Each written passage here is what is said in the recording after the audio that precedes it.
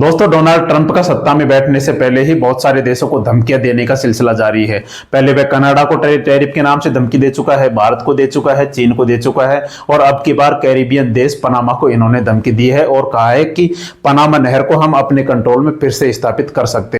और पनामा पर इन्होंने कई गंभीर आरोप भी लगाए हैं, जैसे कि पनामा अमेरिका से बहुत ज्यादा शुल्क लेता है और पनामा नहर पर चीन का प्रभाव बढ़ता जा रहा है। बाकायदा इन्होंने सोशल मीडिया पर इसकी जानकारी साझा की है।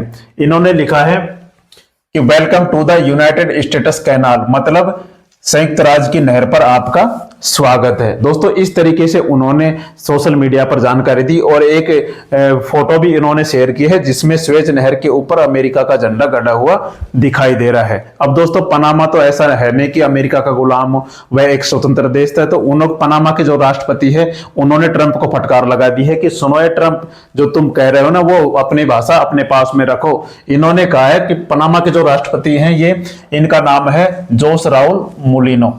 इन्होंने कहा है कि पनामा की स्वतंत्रता से कोई समझौता नहीं किया जाएगा और उन्होंने ट्रंप के आरोपों को खारिज करते हुए कहा है कि जो पनामा नहर है उस पर जो चाइना का प्रभाव बता रहे हैं, हांगकांग की एक कंपनी है जो पनामा के 2 पोर्ट हैं उनका मैनेजमेंट का काम देखती है, जिसका ऑफिस हांगकांग में है। चाइना का उस कंपनी पर कोई अधिकार नहीं है। तो यह आरोप बिल्कुल निराधार है और उन्होंने कहा है कि जो पनामा नहर है उसके आसपास की एक एक इंच जमीन हमारी है, उस पर किसी विदेशी का नियंत्रण हम नहीं होने देंगे। पनामा देश की स्वतंत्रता के बारे में कोई भी हनन हम नहीं होने देंगे। इस तरीके से ट्रंप को सीधी सीधी धमकी इन्होंने दे दी है।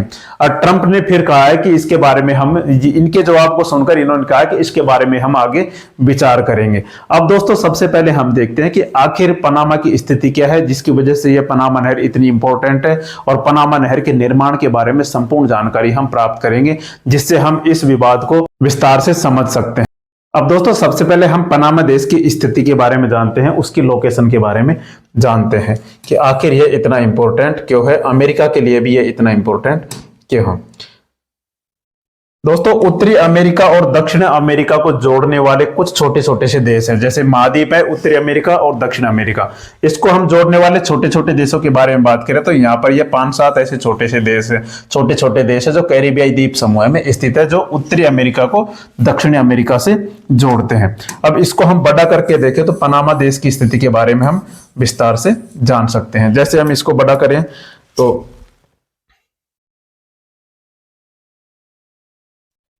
अब इसको बड़ा करें तो हमने देखा कि जैसे ये उत्तरी अमेरिका है और ये दक्षिण अमेरिका है, इसमें कई छोटे छोटे से देश है, जैसे ये ग्वाटेमाला है और होंडुरास है, सिल्वाडोर है, निकारागुआ है और फिर कोस्टा रिका है। फिर एक देश यहां से ये पड़ता है, ये एक छोटा सा देश है पनामा, एक पट्टी के रूप में बसा हुआ है जो उत्तरी अमेरिका को दक्षिण अमेरिका महाद्वीप से जोड़ने का काम करता है।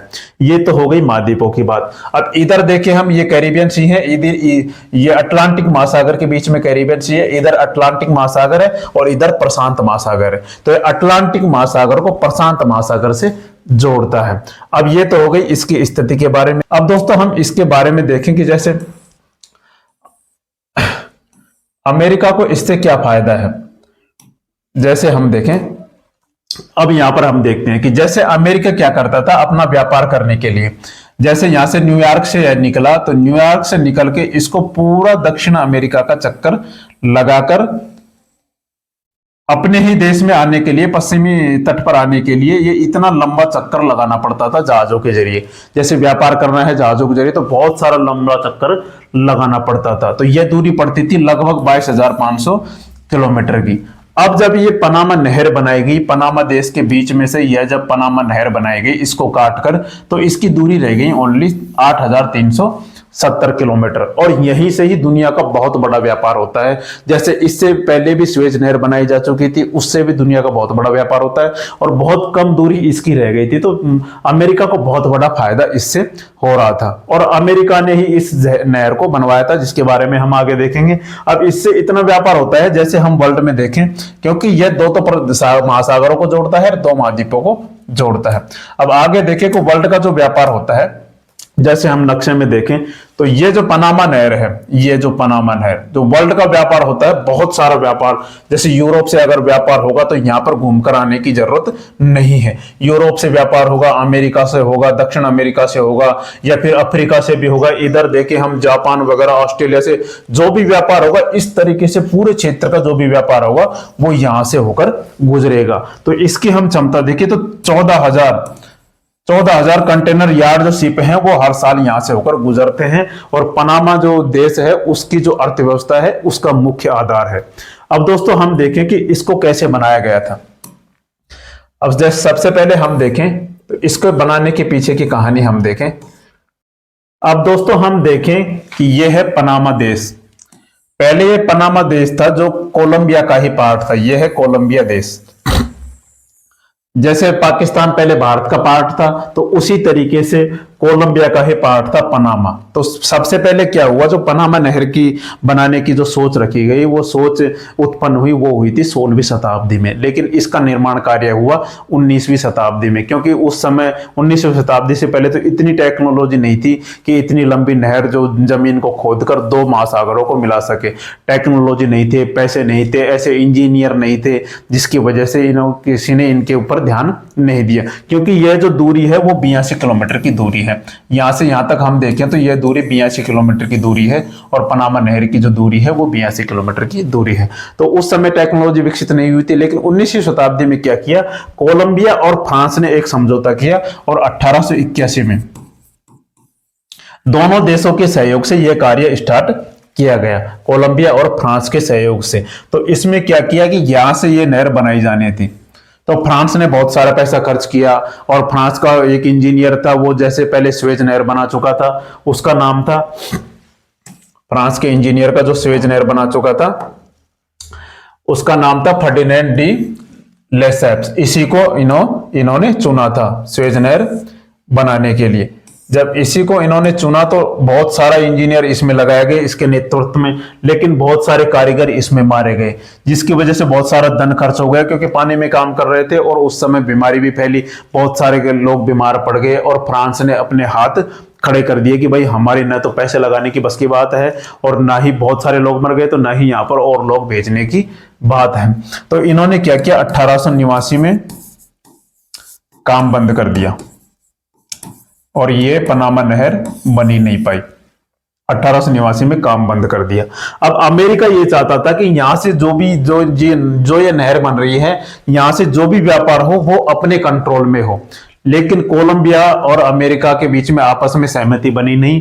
तो अमेरिका ने क्या किया कि पनामा नाम का एक नया देश बनाने का विचार उत्पन्न किया। यहां पर क्या किया इन्होंने, यहां पर रहने वाले लोगों को कहा कि तुम अपनी स्वतंत्रता की मांग करो, जैसा अभी बहुत सारे देशों में हो, अमेरिका ऐसा ही करता है, जैसे अभी बांग्लादेश में ऐसा ही हो रहा है, उसी तरीके से बहुत सारे देशों में अमेरिका ऐसा ही करता है। तो इन्होंने क्या किया कि यहाँ पर एक विद्रोह खड़ा किया अपने ही देश के खिलाफ, मतलब कोलंबिया के खिलाफ इन लोगों ने विद्रोह खड़ा किया, जो अमेरिका की ही देन थी। तो इन्होंने क्या किया, विद्रोह खड़ा किया, और इस पनामा नामक देश को स्वतंत्र कराया कोलंबिया से। यह 1903 में स्वतंत्र हुआ, और इसी शर्त के साथ इन्होंने इनको स्वतंत्र किया कि हम तुम्हें एक अलग देश बनवा देंगे, लेकिन हमारी सारी बातें तुमको माननी पड़ेगी। इन्होंने कहा ठीक है, हमें तो अलग देश से मतलब है। तो 1903 में पनामा स्वतंत्र हुआ। तो 1904 में क्या किया, अमेरिका ने यहां पर पनामा नहर बनाना स्टार्ट किया, क्योंकि पहले से ही सब कुछ तय था। तो पनामा नहर बनाना स्टार्ट किया। इन्होंने क्या किया कि पहले जो कुछ भी बन चुकी थी, जैसे फ्रांस बना रहा था, जो कुछ भी बन चुकी थी, तो फ्रांस के सारे साजो सामान जो और वहां पर जो भी काम हुआ था, उन सबको अमेरिका ने खरीद लिया, और अमेरिका के पास पैसों की कोई कमी नहीं थी, और अमेरिका ने बहुत सारे इंजीनियर इसमें लगाए, और बहुत सारे कारीगर इसमें काम करने के लिए लगाए। तो 15 अगस्त 1914 को बनकर यह तैयार हुई, और इस पर काम चालू होना स्टार्ट हो गया, मतलब तैयार हो गई और इस पर व्यापार होना स्टार्ट हो गया। इसमें दोस्तों क्या हुआ, 10 सालों तक यह काम चला, और 10 सालों तक अमेरिका के बहुत सारे लोग इसमें मारे गए थे। जैसे 15 अगस्त 1914 को इस नहर को आधिकारिक तौर पर चालू किया गया, और इसमें 38,000 अमेरिकी मजदूरों की मौत हो गई थी। अब आप अंदाजा लगा सकते हो कि फ्रांस के पहले कितने लोग मारे गए होंगे, और अमेरिका के 38,000 लोग इसमें मारे गए थे। और इसे बनाने में उस समय $37.5 करोड़ खर्च हुए थे, और 63 सालों तक अब इसमें क्या हुआ दोस्तों, अमेरिका का पूरा कंट्रोल पनामा नहर पर था और 63 सालों तक, मतलब 1977 तक यह अमेरिका के ही कंट्रोल में रहा। अब पनामा वालों को धीरे धीरे समझ में आने लगी कि यार ये तो हमारे देश से नहर गुजर रही है और हमें तो एक पैसा नहीं मिल रहा, जबकि ये सब कुछ हो रहा है जो हमारे देश में हो रहा है, अमेरिका सारा पैसा ले जा रहा है और हमें तो फूटी कौड़ी भी नहीं मिल रही है। तो अमेरिका और ने पनामा से समझौता किया। पनामा जो देश है उन्होंने अमेरिका से समझौता किया कि यार ऐसा कर लेते हैं कि जो भी व्यापार होता है उसमें से आधा तुम रख लो और आधा हम रख लेते हैं, ताकि हमारी भी अर्थव्यवस्था चलती रहे।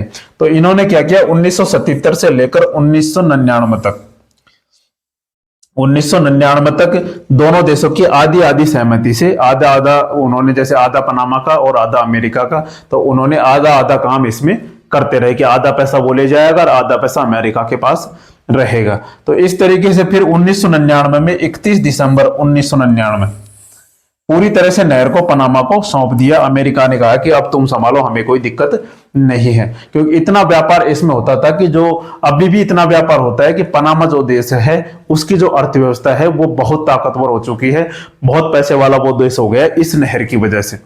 अब इसी के चलते जैसे 1999 तक, तो जैसे 1977 तक अमेरिका का पूरा अधिकार था, तो 1999 तक आधा अधिकार था। तो अमेरिका भी ये कह रहा है कि हम इस पर दोबारा से अधिकार कर सकते हैं, ऐसा डोनाल्ड ट्रंप ने कहा है।